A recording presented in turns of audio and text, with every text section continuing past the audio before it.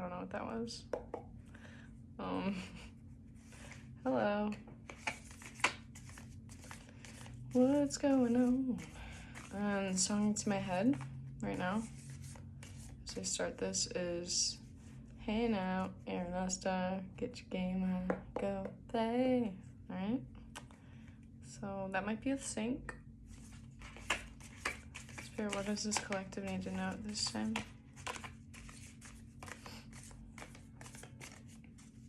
Happy Monday, or whenever you're seeing this.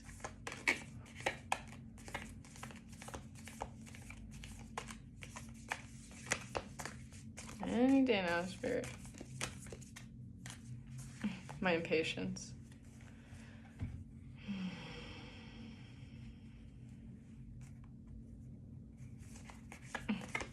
Maybe that's part of this. Are you feeling impatient about something? Maybe I just need to tell this collective you already know. There's something you already know about.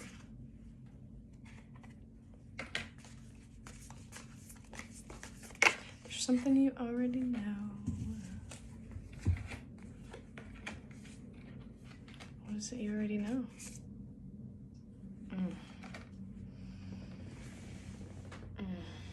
Okay. We have the Eternal Child, the King, Thanatos, and the Animal. Somebody bringing out your animalistic instincts. I'm getting this energy of you are relearning what masculine energy can look like in your life. So there's kind of this, like, with Thanatos coming out, there's kind of this, like, death, destruction of what you think masculine should show up as. 222. This balance of being able to see the balance needed of masculine energy and feminine energy in a human being. And with what I said in the beginning, something you already know is that you need this balance. And you need, there's something about your inner king, something about your inner king that is being shown around you. I'm getting a lot of different messages, so I'm feeling a really heavy protective energy of someone else protecting your inner child, but also your inner masculine doing a great job of this so that the connections that you form in your life can be more healthy because you're not relying on anybody outside of you to fulfill anything that this child needs.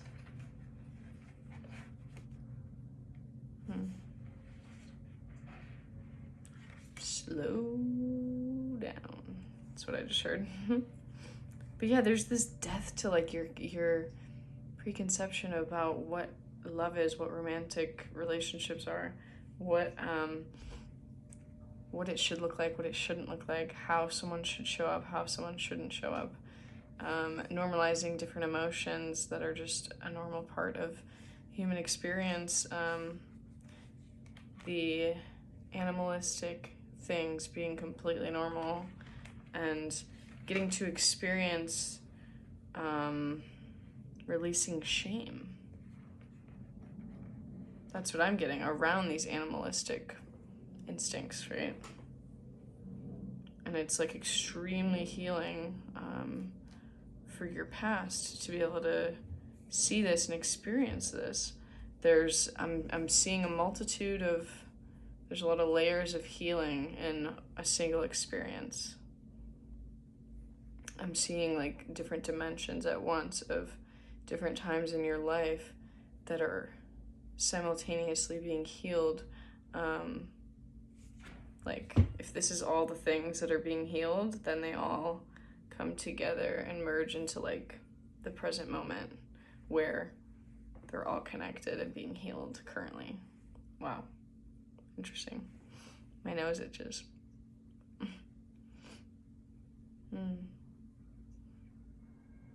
That's really beautiful.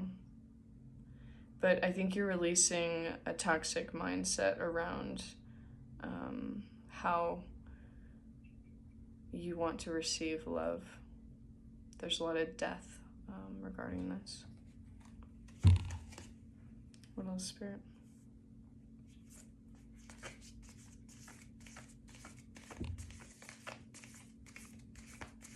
I just heard I shine in you and you shine in me. Maybe seeing yourself in another. The Pilgrim. Adventurous. Hold on. Okay, what fell on the ground was the Pilgrim and the Heart. Let me show you that.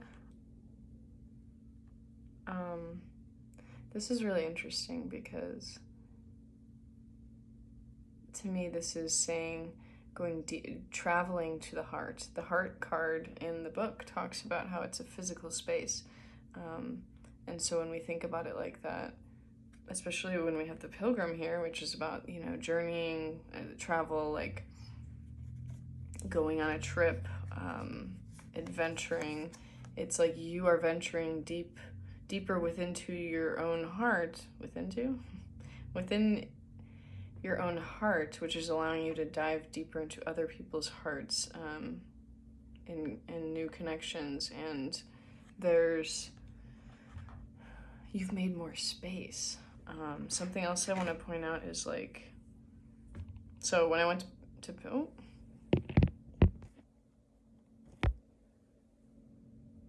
just got a phone call. It had 777 in it. That might be significant. When I went to pick these cards up, the king, I heard like a king's voice in my head, and it was like, the king is dead, the king is dead, the king is dead, and like, I heard another voice be like, he was a great king, but he shall never rule again, and it was like, whoa. It's kind of this death of like putting masculines above you because you're ruling.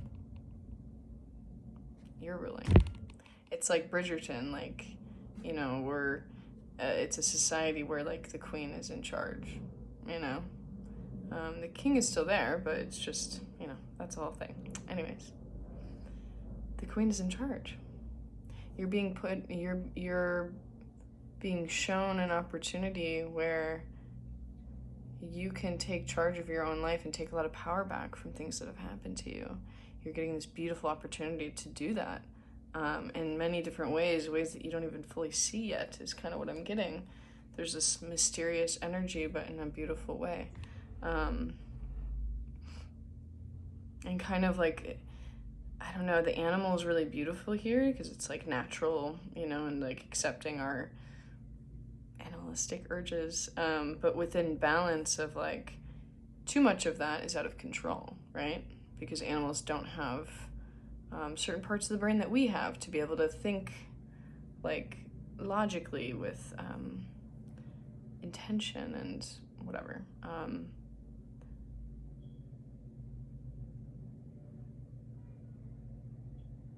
It's this era of your life that is dying, where you put your love life above everything else, where you put masculines above everything else.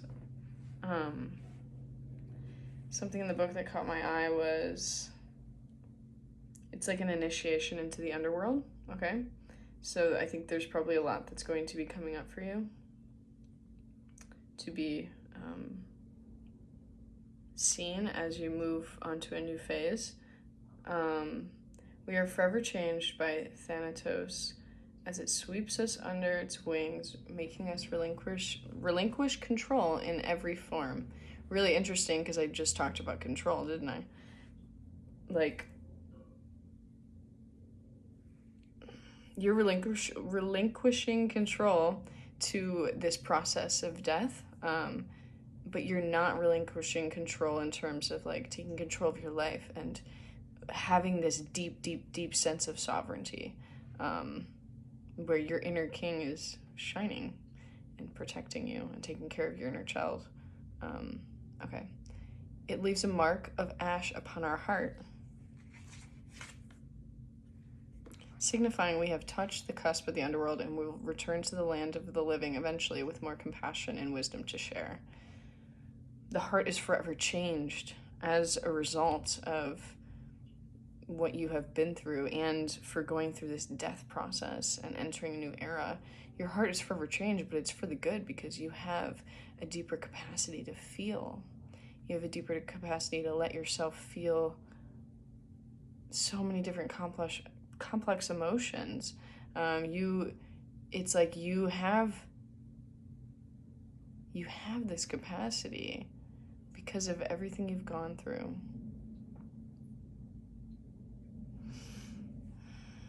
And so now there's like almost like a new traveling happening, a new traveling with the heart space after this death of coming back up. And it's like, okay, where else in the heart do I want to venture to? Something else on this page I liked was facing death leads us to truth. And talking about how some people have a great gift for navigating this Thanatos death energy. And so it points out people who work in emergency rooms, hospitals, hospice centers, all these different types of healers. So that might be a synchronicity for you too. But I just love that like your capacity to love is expanding because you are recognizing the more you embrace the things that you feel shameful about, the more you have a deeper capacity to love yourself and to love these beautiful, authentic, natural experiences. There's so much shame that is dying, and it's awesome because it's being embraced, and that's what makes it die or just shift energy, right? Oh. And as a result of all of this,